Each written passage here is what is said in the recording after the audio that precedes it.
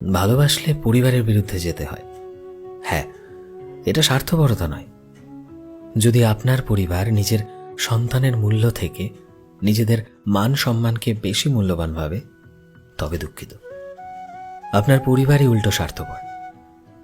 নিজের জন্য বাঁচতে শিখুন, অন্যকে খুশি করার জন্য নয়। নইলে আজ থেকে 60 বছর পর একটি রুমে একা বসে ভাববেন, নিজের জন্য বাঁচলাম কই? সারাক্ষণ তো ভেবেই গেলাম লোকে কি ভাববে, পাড়া প্রতিবেশী কি বলবে। এই সম্মানের কি দাম আছে বলুন তো? কিছু নেই। কারণ দিন শেষে নিজের ভালোটা নিজেকেই বুঝতে হয়। দিন শেষে যখন আয়নার সামনে দাঁড়াবেন, একবার প্রশ্ন করবেন যে নিজের জন্য কি করলাম আজকে। আপনার ভালোবাসা আপনার ভুল নয়। আপনার ভালোবাসার মানুষকে আপনার জীবন সঙ্গী বেছে নেওয়ার অধিকার আপনার আছে। আপনার কেন, প্রত্যেকের আছে। কারণ ভালোবাসা পবিত্র। আমি সত্যিকারের ভালোবাসার কথা বলছি, যেখানে একে অপরকে কমিটমেন্ট দেওয়া রয়েছে, যেখানে একে অপরের সাথে সারাটা জীবন কাটানোর একটা অঙ্গীকার রয়েছে। আমি সেই ভালোবাসার কথা বলছি। আপনি যদি সেই ভালোবাসায় বিশ্বাসী থাকেন, তবে অবশ্যই আপনার ভালোবাসাটা অপরাধ নয়। তবে অবশ্যই আপনি আপনার ভালোবাসার অধিকার ছিনিয়ে নিতে একটু তো লড়াই করতেই পারেন। সেটা পরিবারের সাথে হোক কিংবা সেটা সমাজের সাথে।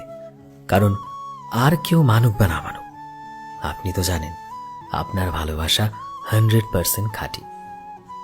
যদি আপনার এই সঠিক সিদ্ধান্তের জন্য আপনার পরিবার কষ্ট পায়, তাহলে একটু ধৈর্য ধরুন, অপেক্ষা করুন। মানুষটাকে হারাতে দেবেন না প্লিজ। ভালোবাসার মানুষ একবার হারালে ইহকালে আর ফিরে পাবেন না। ভালোবাসার লড়াই করতে হয়, চোখের জল ফেলতে হয়, স্যাক্রিফাইস করতে হয়। সত্যিকারের ভালোবাসা এমনি এমনি সার্থক হয় না। সেটার পেছনে অনেকটা স্ট্রাগল থাকে, এবং সেই কারণেই তো সত্যিকারের ভালোবাসা অমর হয়ে থাকে।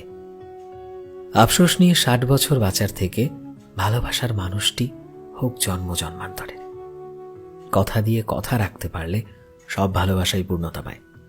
আর ভালোবাসায় যদি বিশ্বাস আর ভরসা থাকে, তাহলে এভাবে যুগের পর যুগ একসাথে কাটিয়ে দেওয়া যায়, কোনো রকম টেনশন ছাড়াই।